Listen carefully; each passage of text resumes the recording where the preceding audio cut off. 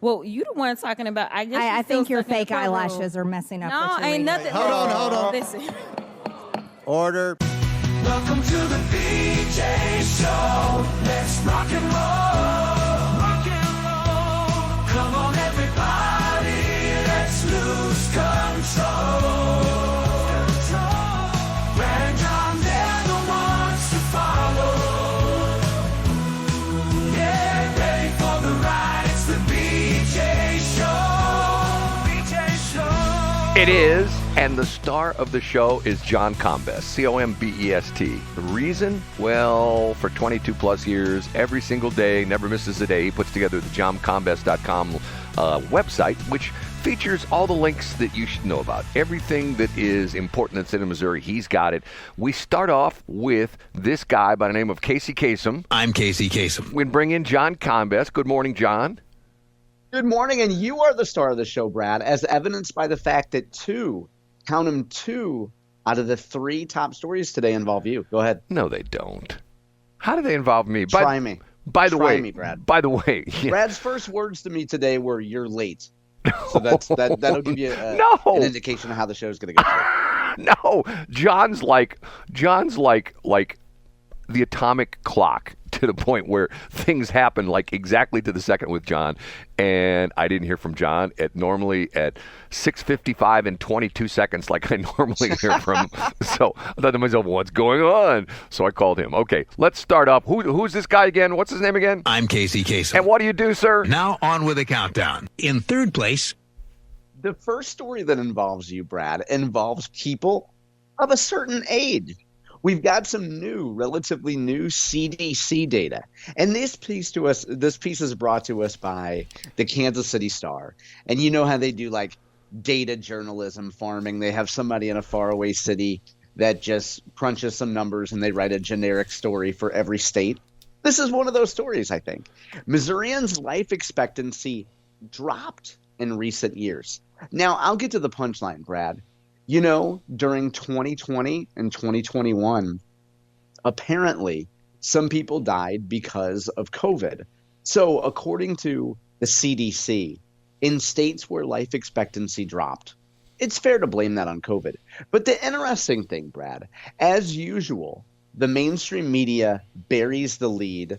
And let's take a look at the state of Missouri and life expectancy. Did you know, Brad, that in the state of Missouri, who do you think lives longer on average, women or men? I would say women. That's right, Brad. And women in the state of Missouri, the average life expectancy for women in the year 2021, by the way, which are the most recent CDC numbers, that shows you how quickly the federal government works. The average life expectancy is 77.8 for women and 71.6 for men. So that's a delta. That's a difference of 6.2 years. Now, Brad, if men lived 6.2 years longer than women, don't you think media would make quite a story out of that? Don't you think the mainstream media and their traditional gynocentrism would spend every day complaining, "Oh, it's not fair"? You would hope so, but no, right? Yeah, you of course not. So of course we're not going to hear about the difference in life expectancy, because now the uplifting thing about the CDC numbers is they report men and women, but they don't report intersex people, Brad. And I think that that's a very important. We talked about this yesterday, and they don't express the Q in questioning. So I don't know how complete these numbers are going to be. If you think that men and women are binary, if you think that genitalia is binary, I don't know. First of all, I don't know how you exist in life. But secondly, it's really disappointing that we don't have any intersex numbers here. Brad, your kayfabe age is still 89, or have you turned 90 in your kayfabe age? No, what do you call that? My kayfabe age? What is that? Kayfabe, you know, that's a pro wrestling term. Kayfabe is storyline. Oh, okay. No, I'm 89. So we buy into it. It's like if a child tells you, "Hey, I'm a fairy princess, I'm going to cast a spell on you." You're like, "Oh no, you're a princess." Or Brad's like, "I'm going to dedicate a lot of time to the Church of Brad and God Squad." And you're like, "Oh, sure you are." You know, that's kayfabe. I'm 89 years old, and I do I'm going to come forward right now with the information you've given. I think it paints a very important picture that the legislature needs to take into consideration, that I think there should be a Missouri state law that should go into effect that with relationships between men and women, that anytime a man marries a woman, the woman has to be at least 10 years older than the man, because that way they'll die about the same time. Oh, that's a great point, Brad. I like that. I totally thought that sentence was going a different direction. You got me on that. No, that should be a law. And matter of fact, the same thing with relationships. Matter of fact, they should go into the Missouri should make all the dating services like Match.com and all the other ones essentially put into effect that there should be disclaimers and says, if you're a man, you cannot contact any woman who is younger than you. You must only contact women who are at least 10 years older than you, and no dating will be approved below a 10-year spread of the woman being older. See, I think that's the way it should be. That is, Brad. There are so many. I mean, if drunk, stumbling wine ants listen to our show, they would be stumbling around saying, that Brad guy's got it right again. I like listening to him because he tells it like it is. Glug, glug, glug, Hey, glug, glug. matter of Where are fact- my antidepressants? Matter of fact, I'm looking at the latest Nielsen's, and we're number one with drunk listeners. So we do real well in that demo. And what's interesting about it is that's a cross-age demo. It doesn't matter if they're drunk listeners at 18 or 80. We've got them. We're number one for drunk listeners. You know where you should go if you're drunk this weekend, Brad? Well, I'll tell you in a minute. Oh, that must be... Up a notch to number 2. Ooh, dance the night away. Brad, if you want to join, and I know you do, your friends at St. Louis Public Radio. St. Louis Public Radio had a fantastic event promo. You know, they like to take big liberal events and promote them so more than a handful of people actually show up. On the 14th, which according to my calculations would be Saturday, there's going to be a dance, the vote party. If you want to risk life and limb, you can go to the Missouri History Museum and you can hear a nonpartisan lineup, Brad, a nonpartisan lineup talking to you about how important it is to go vote. And there's going to be some dance music. If you're wondering who the nonpartisan speakers are, it is Denise Lieberman from the Progressive Missouri Voter Protection Coalition. And the other nonpartisan speaker is St. Louis Mayor Tashara Jones. And there's also a human named Precious Berry who talks about how, you know, she's a black woman and so there's not enough black women attention given to them, Lord knows, and things like that. So, Brad, nonpartisan event featuring 2 top St. Louis Democrats and a dance party. That is on Saturday. Check it out. St. Louis Public Radio. St. Louis on the Air has the story. Well, what do you expect from St. Louis Public Radio and NPR? I mean, extremely nonpartisan. I mean, we're talking down the middle. There's no veering off to the left or the right. We are right down the middle at St. Louis NPR. Right? Just like a Lance Lynn fastball, right down the middle. Right down the middle. And by the way, I am going to that. I've already made my reservations on the Loop Trolley, which is going to take me to the Missouri History Museum. So That's fantastic. Now, at the end, will you try to get when it ends? Will you try to get people to come out to the bar at Lucerne? No, you're going way back. I don't even know if they call that anymore. I have to drive out there. John's making light of the fact that once upon a time, I worked for Jane Duker's parents, who were just wonderful. Jack and what was her name again? Now I'm getting old. Jack and Pat Eilerman, and couldn't have been nicer people. And then I found out that I think I found out from Jane Duker posting this on one of her Twitter or X post or something like that the other couple that was the co-owners of the Distillery, which was the name of the disco, I believe was her aunt and her. Is it your uncle? If you're a kid and your aunt, you know, like is your sister's sister. Your mom's sister and her husband, is he technically your uncle as well too, or is he an uncle? Yeah, he's still your uncle. Yeah, or is he by marriage? Yeah, uncle by marriage. Yeah. Is he an uncle-in-law? Can you say that he's an uncle-in-law? No, because that would be if you married somebody and it was their uncle. Okay. Well, anyway, nice people. So, John, likes to make fun of that every once in a while. I don't make fun of that. I just love the fact that you have recreated it based on your age and you call it Studio 89. And the best part is you have yet to apologize for the institutional racism of disco. And I think we're all waiting for that. Remember when we talked about that? I need to see if I can find that show and send you the link on that. You'd get a kick out of it. I'm referring to the fact that one day I'm listening to NPR, and they have these 3 black professors on there talking about how terrible disco was and how it would cultural misappropriation from the black people. And I'm going like, no, hold on a minute now. There were an awful lot of black people who made a lot of money in disco. You know, I think off the top of my head. How about the Sugar Hill Gang? Right? You know, right? Oh, you hip hop, right. Hip hop, you don't stop. There you go. Okay, now hold on a minute. You said there were 2 stories. Did that story impact me, or was about me? Absolutely not. I chose the number 1 story today because it allows you, as we like to do on this show, Brad. There are niches at which you are a renowned, legitimate expert. And story number 1 is one of those. I'm an expert in nothing. The number 1. Great news, Brad. The headline from KRCG in Jefferson City. Whiteman Air Force Base. Why's it gotta be white? Whiteman Air Force Base confirmed as future home of new B-21 stealth bomber. Senator Eric Schmidt and U.S. Representative Mark Alford have made this announcement, Brad, which is great news for Knob Noster. You know, that's where Whiteman Air Force Base is.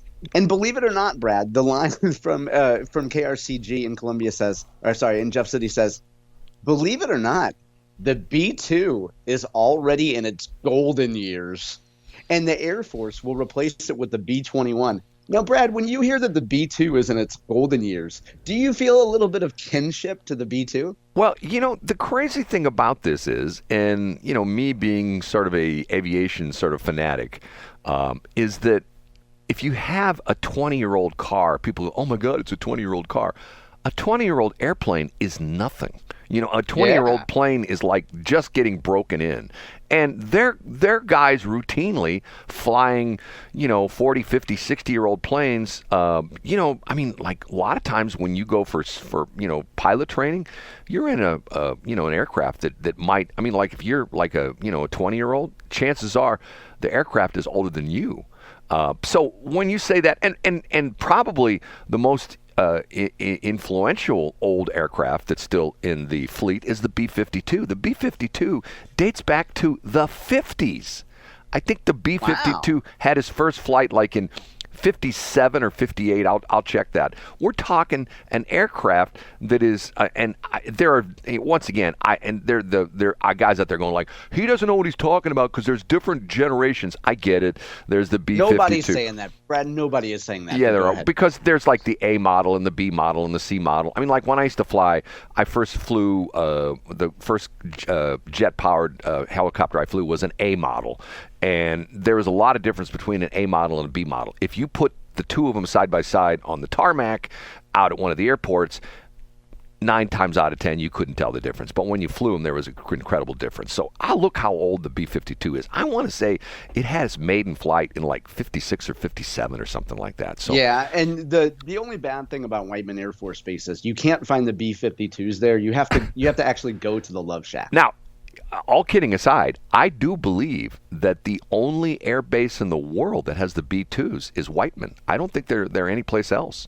I think that is exclusively I think every B-2 that is flying out of Whiteman. Wow, I didn't know that. That's interesting. Because the reason, and this is my nerddom, I saw something the other day. I saw a video of a guy talking about when they were fighting one battle in Afghanistan, that they showed, there's a video of the plane taking off from Whiteman Air Force Base and being refueled like 4 times on the way to its bombing run in Afghanistan, and then on the way back to Whiteman Air Force Base being refueled 4 times, and they said the aircraft had been in the air nonstop continually for 44 hours. So I believe that's the only, I'll double check that, but I think that's the only base in the world that has the B-2s. And it's sort of interesting, you know, because you know, we have that claim to fame in that. You know, there's so much that goes on in the St. Louis, I mean, actually in the bi-state area with aviation as far as, you know, military aviation. there's so much stuff that goes on over at Scott that people don't realize. Scott is this super important base for things that go on all over the world. And a lot of people don't realize how influential Scott Air Force Base is. And, once again, you got the Whiteman Air Force Base, which is obviously super influential with that. Once again, all these great things about Missouri. And then we've got all these great TV shows that, that feature Missouri. What was that one Ozark? Ozark, Ozark. Which, that was an uplifting look at what happens in our region. Right. And was so great because of the fact that they spent the tourist money they spent, with the crew coming here to film it and all the time they spent in hotel rooms in Missouri for filming it. Oh, that's right. They didn't do that. I see what you did there. And Brad, tell everybody where they filmed it. In Georgia. They did. Has this happened to you? People who you meet who are from another state and they go, "Oh, I watched that TV show Ozark." Have you ever had that happen to you?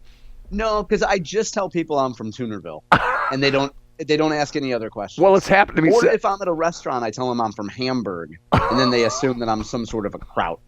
Well, it's happened to me several times, and then I always blow the people away when I go, well, believe it or not, the only thing that show has, they have B-roll, establishing shots that were shot. I think they sent a film crew into the Ozarks one weekend. They go, okay, shoot this, shoot this, shoot this, shoot this, and everything else is not done here in Missouri, which, to a certain extent, the tone of the movie, maybe it was a good idea it wasn't done here, right? Or the TV show, whatever it was. I thought it was good. I don't watch much television. I don't think that straight men should spend a lot of time, unless they're 89, actually sitting on their, watching television. Straight men should go out and conquer the world. John, but I did watch Ozark, and I thought it was an interesting show. John, I got news for you. Once you get 89, you lose your butt, so you can't sit on it anymore. Now, do you mean financially or do you mean intellectually? Oh, no. I mean physically. Old men. Oh, wow. Okay. Old men don't have butts. It's gone. It disappears, Well, I don't spend a lot of time looking at old men's butts, Brad. Oh. But you know what? According to you, men should look at women that are 10 years their seniors. So, I mean, not look at them. There should be a law that states that's the minimum age. No, when you go, a perfect example. Let's put this law into effect. You go out for a marriage license in St. Louis County, St. Charles County, and you walk in and they ask you the questions. Okay, date of birth for the groom, date of birth for the bride. If there's not 10 years, sorry, we can't give you a marriage license. You're not 10 years or more apart. What do you mean? Well, the woman's got to be 10 years older because she's gonna outlive the man. But because of the fact that the average age difference between men and women on death is 7-8 years, we're reversing that trend, and we're the first state in the country to do that. Don't you think that'd be a great thing? Brad, I just think I admire your dedication to mending the fences that I've torn down with the Petco crowd. I can hear Mike Kehoe right now at his state of the state, his first state of the state. And as the governor, I signed the new law that mandates 10 years difference between men and women for marriages in the state of Missouri.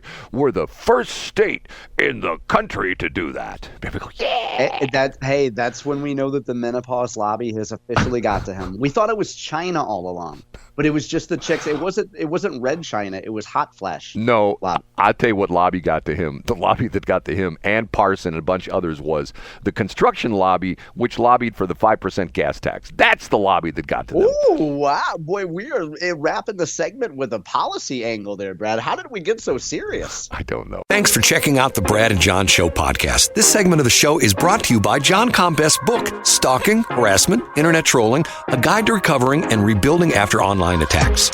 It's a great reference if you've ever been the unfortunate target of a social media attack. It's available on Amazon. Just search John Combest. That's Combest, John Combest, and the book will show up in your search results. Now it's time for another segment of the Brad and John Show. Can you handle it?